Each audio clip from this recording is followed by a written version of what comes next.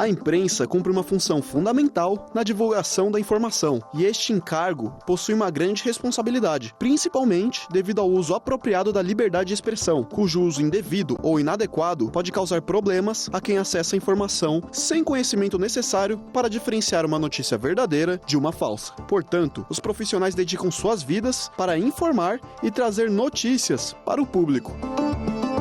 Mas uma profissão na área não é fácil. Os profissionais enfrentam muitos desafios no dia a dia, como a pressão por resultados, prazos apertados e a necessidade de manter a imparcialidade em meio a um cenário político cada vez mais polarizado. No entanto, mesmo diante dessas dificuldades, os jornalistas não desistem e continuam lutando para trazer informações precisas e relevantes para o público.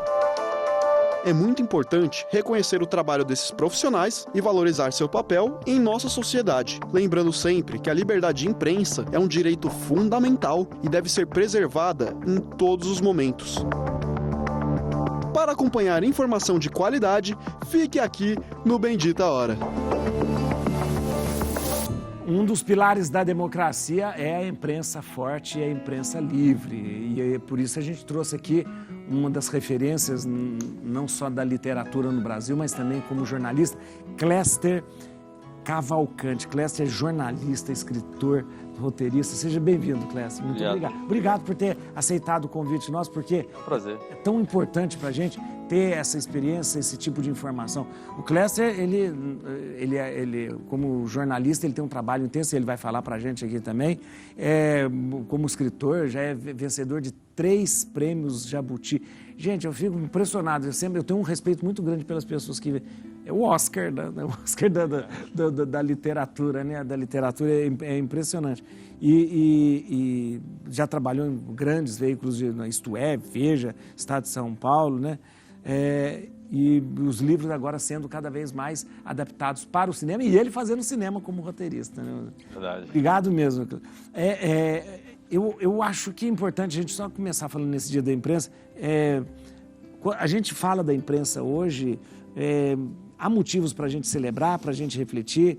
Eu queria o seu olhar mais técnico sobre como que nós vivemos, como hoje o jornalismo se situa, Cléster. O nosso trabalho, ele tem mudado muito, né? Com as novas tecnologias, a busca do público por informações em outros ambientes que não são mais jornal, revista. Isso.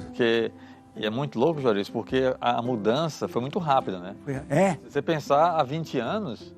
Era outro ambiente. É verdade. As pessoas ainda liam muito as revistas, jornais, né? E eram esses veículos que eram os confiáveis, né? A gente falava assim, deu, tinha aquela expressão, deu no New York Times, era uma diferença. Você falou aqui, eu trabalhei muito tempo na Veja. Sei. Numa época em que era isso, deu na Veja. Deu na Veja. Eu lembro, as pessoas esperavam a Veja sair. Exatamente. Fala, olha, e quando falavam, vai sair essa matéria na Veja... A gente tinha matéria minha que eu fazia, que no dia seguinte o presidente da República estava repercutindo aquilo, entendeu? Sim, era o Brasil inteiro. Quem não soubesse que estava na capa da Veja, estava desinformado. Era assim. Era um alienado se não soubesse. As páginas amarelas. Exatamente, que era a grande entrevista que abria... Enfim, isso hoje não existe mais, né? Não existe mais, não existe. O ambiente digital é muito mais forte hoje do que o papel, né? Então houve essa mudança. Mas o trabalho do jornalista que a gente fazia 30, 20 anos, faz até hoje, que é um pouco o que esse VT da abertura mostrou, continua mesmo, né? Nossa obrigação é apurar, investigar, checar, né? Denunciar o que está de errado, mostrar bons exemplos também. E isso a partir de fontes, documentos, apuração. É essa a grande diferença do jornalismo de verdade, né? Para o que muita gente faz. Acabou de aparecer aqui no VT, o fake news, né? Fake news, ou até pegar uma notícia que não é fake, mas manipular de um jeito que quer mostrar para o seu lado, né? Esse é o grande desafio de a gente ter alguma forma de mostrar para a população o que é a notícia verdadeira, né? E o que é a coisa manipulada ou fake news, né? A gente tinha, antigamente aqui em São Paulo, como a gente está falando do Brasil inteiro, mas aqui em São Paulo, antigamente, tinha um jornal que era pitoresco pelas notícias absurdas, que eram notícias populares. Sim. Que, na verdade, era um folclore em torno disso. Mas hoje parece que esse folclore virou uma coisa que é regra na internet. Porque hoje tem outra situação que também não havia há 10 anos, e isso é o mais preocupante dessa questão da informação, que são as fake news. Sei. E as pessoas, elas querem acreditar no que elas querem. Não interessa se é mentira, se é verdade. Elas querem acreditar naquilo. Então assim, a gente viu na pandemia um monte de fake news. Até hoje tem gente que defende cloroquina. Uma questão que a ciência já provou que não adianta. O maior produtor de cloroquina do mundo divulgou um comunicado oficial dizendo, ó, esse medicamento não serve para combater a Covid. E até hoje pessoas falam sobre isso. Por quê? A pessoa quer acreditar naquilo e não interessa você mostrar para ela tudo científico. Fontes, nada. Fontes. O dono da empresa dizendo, ó, não compre porque não adianta. Não vai adiantar. A pessoa quer acreditar naquilo. Então, esse é um ambiente, é uma situação que eu acho bem preocupante quando você fala de informação. Porque a gente usou aqui como exemplo a pandemia. Isso pode causar morte de pessoas. A questão da vacina é um absurdo. O que aconteceu com a vacina foi um absurdo. E acontece ainda, né? Sim. Ontem eu li justamente que a poliomielite está chegando na fronteira do Brasil porque as pessoas não estão se vacinando. Não estão se vacinando. Então, e não querem acreditar. Né? A gente tem idades próximas. Né? A gente cresceu num ambiente que quando o governo ia fazer uma campanha de vacinação, ninguém perguntava. Não, ninguém questionava. Qual o percentual de eficácia? É isso, bicho. Aí tem um cara que é motorista de ônibus falando de percentual de eficácia, porque ele viu o presidente falando isso. Uma coisa, é um absurdo, é uma coisa surreal. A gente vai acompanhar agora um VT com alguns dos principais livros publicados pelo Cléster Cavalcante, voltados para esse jornalismo investigativo. Depois eu vou perguntar para ele sobre essa questão de jornalismo investigativo. Você toma café, Cléster? Eu não tomo café. Ninguém vai tomar café hoje. Cléster Cavalcante começou com Direto da Selva, narrando as aventuras de um repórter na Amazônia, chegando à história real da Dama da Liberdade, Marinalva Dantas, que libertou mais de 2.000 trabalhadores escravos do Brasil. Entre essas duas obras, há outros 3 títulos que foram reconhecidos com o Prêmio Jabuti, o mais tradicional da literatura brasileira. Viúvas da Terra, que fala da violência agrária, O Nome da Morte, que conta a história real de um homem que já matou 492 pessoas e virou um longa-metragem. Você é um cabra forte, inteligente, bonitão. Tem que confiar mais no teu taco, hein, garoto? Na terra, Júlio. Se não fizer um trabalho, vem outro pistoleiro e faz. O infeliz vai morrer do mesmo jeito. Tá vendo de camisa azul claro? É aquele lá. Padre, quantos Pai Nosso e quantas Ave Maria a pessoa tem que rezar pra Deus perdoar um pecado muito grande, hein? Depende do pecado que você fez. E o aclamado Dias de Inferno na Síria, relatando o período em que foi torturado e preso ao desembarcar para um trabalho jornalístico em 2012.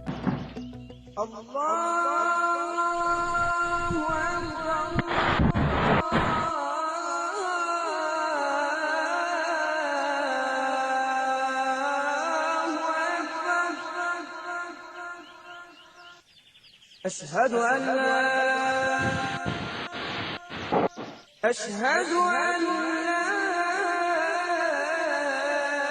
إله إلا الله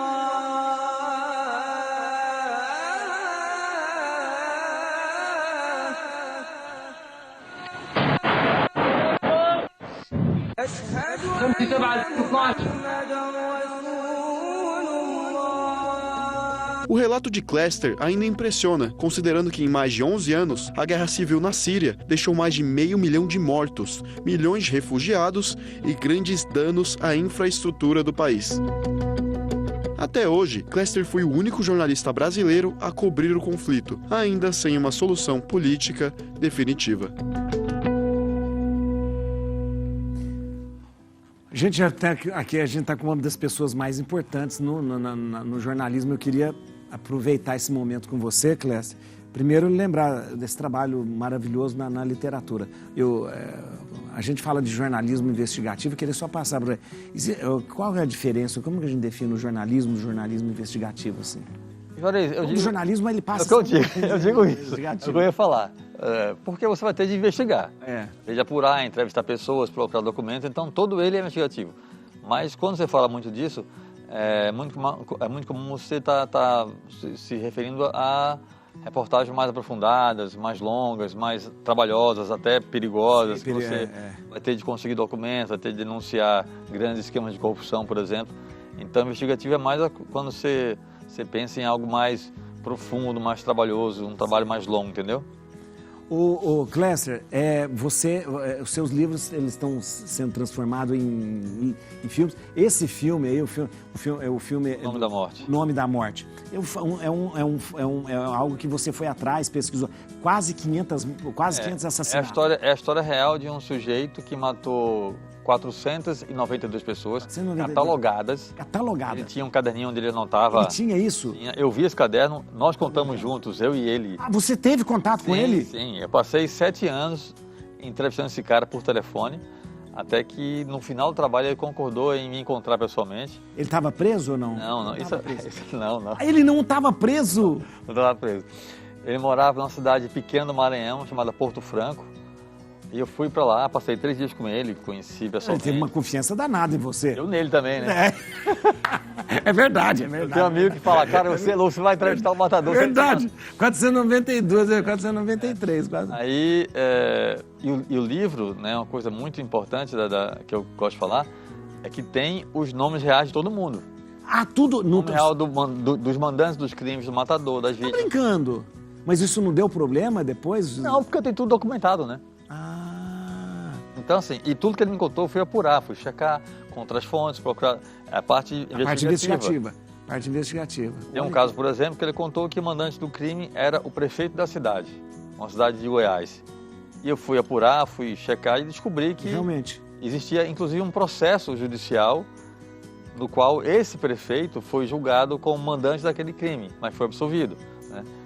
E a história do Júlio é fantástica. E o filme está na Netflix, chama O Nome da Morte. Aquele ator que faz aquele Bigossi. Isso, Bigossi. Muito bom, talentoso. Muito bom, muito bom. É a face da morte? O Nome da Morte. O Nome da Morte, o Nome da Morte. O Nome da Morte é o mesmo nome do livro. O filme teve o mesmo nome. Isso. E na Netflix, viu, gente? Na Netflix, pode assistir lá, que é muito interessante. Muito interessante. Tem uma pergunta para ele? Tem uma pergunta aqui para o Clécio. Até que ponto a minha opinião na internet é uma liberdade de expressão? Essa é a grande dúvida hoje, a grande coisa, né? Pois, na verdade, sim, essa coisa é tão simples, se você quiser entender, porque se você quiser entender, a opinião é uma opinião. Você é feio, você é bonito, é minha opinião. Isso eu posso ter, ninguém falou sobre isso.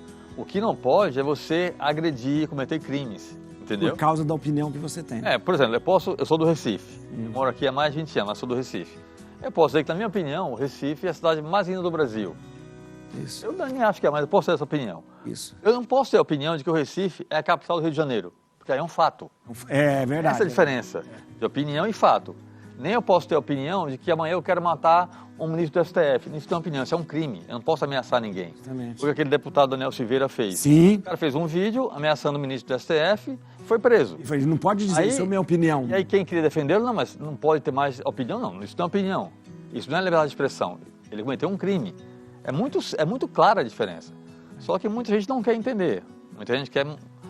Fake news é mentira. Você pegar um fato e dizer, por exemplo, a gente teve o ex-presidente dizendo que a vacina da Covid podia causar AIDS.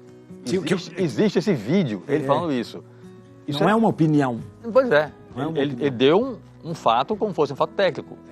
É totalmente errado, porque é mentira, é fake news e é um crime, porque ele induz as pessoas a não tomar vacina com medo de pegar AIDS. Verdade. Assim, isso não é liberdade de expressão, isso não é opinião. A opinião você pode ter. O que eu falei, eu acho você feio, eu acho você bonito, é a minha opinião.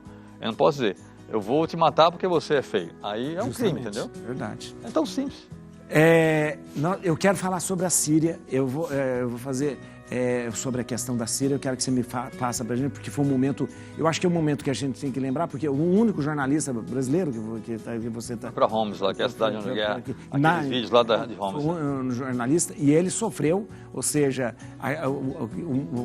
uma perseguição de guerra, então isso é uma coisa muito, muito, muito importante mesmo. Como que foi essa questão da guerra na Síria? A guerra na Síria é um conflito que até hoje a gente não chegou ao final. Nem sei se tem armistício ou se tem trégua, não sei o que é, né? Acho que né? Eles fazem entrega, mas aí depois tem algum ataque, volta. Hoje não está tão grave quanto estava há 10 anos, né? Mas a guerra ainda não acabou. Não acabou, né? Você teve quando lá? Eu fui lá em 2012. 2012, o conflito estava praticamente ali no... Começou em 2011. Começando, Aí em 2012, um ano depois, estava bem intenso, essas imagens eu fiz lá. Isso era na cidade de Homs. Na cidade de Homs, que é a cidade principal lá. É a terceira maior cidade da Síria e, na época, assim, era o grande epicentro da guerra, né? Eu fui para lá para mostrar a guerra. E é curioso porque, assim, desde a faculdade, eu dizia que eu tinha um sonho de cobrir uma guerra no Oriente Médio. Só valia se fosse no Oriente Médio. Na época Nossa Senhora! Na época da guerra do Iraque, eu tentei ir, não consegui ir para o Iraque. Na Síria, eu consegui, graças a Deus. Você foi como jornalista? Fui pela revista Isto É. Foi pela revista Isto É. Ah, você foi pela revista Isto É. Sim. E foi, na verdade, você foi praticamente sem proteção quase que nenhuma, só pelo fato de ser jornalista. Exatamente, eu fui com visto de imprensa, né? Isso é uma coisa que eu falo sempre, Juarez, porque assim, eu entrei na Síria legalmente. Sei. Não fiz nada de errado. Eu tinha visto de imprensa dado pelo governo da Síria para trabalhar no país como jornalista. Então, assim, eu estava lá legalmente, entendeu? E aí, quando eu cheguei em Homs, já vendo essas imagens, a cidade destruída, bomba, tiro, aquela loucura toda, ia fazendo o trabalho, né? E você tinha o quê? Celular, câmera? Com a máquina fotográfica e também com a filmadora que eu levei da redação para fazer vídeo. Eu tinha permissão para fazer imagens, essas coisas? Ou eles não queriam que fosse? Não, eles não queriam, lógico, mas eu tinha um visto de imprensa. Então, se me deram um visto, autorizaram a trabalhar. Então, né? Inclusive, essa parte de equipamentos, eu entreguei ao governo, inclusive, um relatório com tudo que eu estava levando de equipamento. A marca, número de série, tudo muito bem, entendeu? Saber que... A máquina fotográfica, o celular, a filmadora, tudo certinho lá. Então, estava tudo muito bem explicado. E aí, quando eu cheguei lá em Homs, fazendo as fotos, vídeos da guerra, tudo mais, eu fui parado na barreira militar do exército da Síria, mostrei o passaporte com visto de imprensa e não teve negócio, cara. Preso? Me prenderam. Arbitrariamente, porque não podia. Sim, eu tinha visto de imprensa, estava legalizado no país, e aí fui preso, torturado, ameaçado de morte, passei 6 dias preso. Você está brincando? Uma penitenciária. Foi por uma penitenciária com presos comuns? Sim, eu fiquei numa cela, acho que do tamanho aqui desse estúdio, eu e mais 20 presos. Mais 20 presos? Todos eram lá da região, eu era o único estrangeiro, eu era o único não muçulmano. Você não era muçulmano todo? Dormia no chão, comia no chão, foi um inferno, cara. E você fala língua? Fala inglês, né? Mas árabe não? Árabe não, só umas coisinhas assim que eu aprendi. O curioso é que, assim, desde muito garoto, muito por causa do Egito, pirâmides, né? A história do Moisés, do Egito, eu sempre tive muita atração pela cultura árabe, né? Entendi. E aí eu comecei, né, fui crescendo, lendo mais, estudando, então, assim, eu sempre tive muita admiração e respeito pela cultura árabe, pelo povo muçulmano, né? E aí já tinha ido em vários países, né, de cultura árabe, então já entendia um pouco deles, né? E aí quando eu fiquei preso lá, cara, eu e mais 20 presos, todos muçulmanos, todos lá da região, eu era o único estrangeiro, o único jornalista. Dava para ver que era estrangeiro, né? O único não muçulmano. Não muçulmano. E graças a Deus, na nossa cela, tinha um cara que falava inglês. Então esse cara virou meu irmão lá dentro, porque ele me ajudava a falar também com os outros, a conversar. E foi curioso porque assim que eu fui preso, já no primeiro dia, na penitenciária, assim que eu entrei na cela, os outros presos ficaram muito curiosos a meu respeito, né? Eu tô sem barba hoje, mas... Você usava... é verdade, eu tô vendo ali, tá vendo ali. Eu parecia muito um árabe, né? Parecia mesmo, é verdade. Eu fui assim de propósito, para aparecer entre eles e passar no meio mais, deles sem chamar atenção, né? Igualzinho um árabe, né? É verdade, é verdade. Eu tenho ascendência italiana, que essa cara também de árabe, né? Do Mediterrâneo. Exatamente. A cara do Mediterrâneo. Os mouros que foram para a Europa, enfim. Aí eu tava assim com essa cara lá, e aí o cara perguntou assim pra mim, você é de onde? Eu falei, né? E aí eu perguntava em árabe, o cara traduzia e eu respondia em inglês, né? Aí falei que era do Brasil, que era jornalista, estava lá, trabalho, não sei o quê. E aí um deles perguntou assim, você é muçulmano? Eu falei, não. E aí o mesmo cara perguntou, você tem religião? Eu falei, tenho. Aí o cara perguntou, qual a sua religião? Eu falei, eu sou cristão. Né? E foi muito lindo isso. Porque... Não teve problema? Não, cara, não. Pelo contrário, assim. A gente... Tem uma coisa legal no livro, Juarez, que muita gente fala... Que bonito. Que, assim, meu livro, eu fico muito feliz com isso. Muita gente fala que, lendo meu livro, passou a ter outra visão do povo muçulmano. O livro, só pra gente fazer, Dias de Inferno na Síria. As pessoas pensam que muçulmano é o Bin Laden. Explode e mata. Não é isso. Essa não é verdade, entendeu? É um povo muito generoso. Cara, na prisão, eles me confortaram. Tinha dia que eu estava desesperado, os caras me davam apoio. Assim que eu entrei na cela, pouco depois dessa coletiva de imprensa que era comigo lá, não sei se você conhece bem a cultura muçulmana, eles fazem 5 orações por dia. 5 orações por dia, é verdade. Voltado para Meca, né? E aí eu tinha acabado de entrar na cela. É bom falar isso porque assim, não tinha nenhum amigo lá dentro ainda. Sei. E aí um dos presos levantou, virou assim para um canto da cela, começou a cantar uma música que eu já sabia, que chama Adhan, que é o cântico que precede a oração no Islã. Que é um cântico que ele serve para anunciar à comunidade que vai ter a oração, para que eles se preparem para a oração. Porque canta no minarete, né? Exatamente. E essa música cantou um pouco aqui no vídeo. E aí eu já sabia de tudo isso. Quando esse cara começou a cantar a música, eu pensei, cara, os caras vão orar aqui dentro. Nossa, que emocionante. Eles estão aqui nesse inferno, e vão... nessa porcaria aqui, vão orar aqui. E aí tem um ritual de limpeza que eles fazem antes. Né? Que é a ablução. Lavar as partes íntimas, exatamente. Abluções. A sua nariz, aqui da orelha, enfim. Eu vendo aquilo tudo dentro da cela, Juarez. Tudo que... Cara, se eu tivesse uma câmera fotográfica... É impressionante. Ia ser lindo isso. E os caras, né, lá se preparando. E aí ia começar a oração deles. E eu tinha acabado de entrar na cela, né? Muito angustiado, triste, assim. Sabendo o que ia acontecer. Uma pesada. Sabendo o que ia acontecer. E aí eu pensei, eu queria muito sentir aquela energia boa da fé, né? Aí pensei, eu vou orar com eles. Eles estavam já alinhados ali para orar, né? Nossa, que lindo. Só que eu pensei, cara, capaz de quando eu for orar com eles, dar uma briga aqui. Eu falei que eu não sou muçulmano, né? Pode ser que alguém venha me agredir aqui, né? Achar que é o desrespeito. Exatamente. Aí eu pensei, mas também, cara, uma confusão a mais, a menos, já tô aqui mesmo, né? Aí fui, né? Levantei e fui orar com eles. E aí um cara que estava no começo, eles estavam num grupo como fosse pinos de boliche, assim, né? O líder e os caras assim, alinhados atrás. Aí eu levantei, fiquei na minha quietinha assim lá atrás. Aí um cara que estava na frente, me viu levantar, aí esticou o braço para segurar em mim. Eu pensei que ele ia me tirar do grupo. Ele segurou, e puxou para frente, do lado dele, e fez assim, olha para mim, né? Para fazer o mesmo movimento, né? Beleza. Começa a oração, um cara falava em árabe, outros repetiam. Eu sabia já um pouco ali, repeti. Aí depois eu comecei a orar em português na minha cabeça, né? Sei. E aí tem aquela parte do ritual que você agacha no chão, põe a cabeça no chão, né? Allahu Akbar, Allah, que quer dizer Deus é grande. Deus é grande, Eu fiz aquilo tudo lá, Allahu Akbar, beleza. Acabou a oração, eu estava muito emocionado, né? Por tudo aquilo, né? E aí eu senti muita vontade de chorar, mas eu trinquei os dentes e pensei, não vou chorar aqui, segurei. Mas eu senti o olho encher d'água.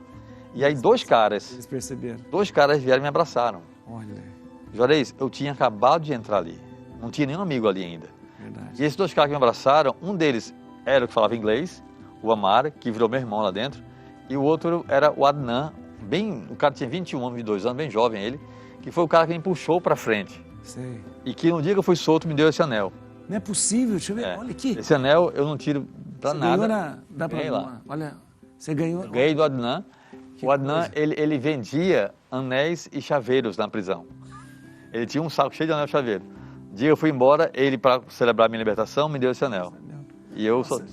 Impressionante. Júnior, eu queria ficar a tarde inteira conversando com você.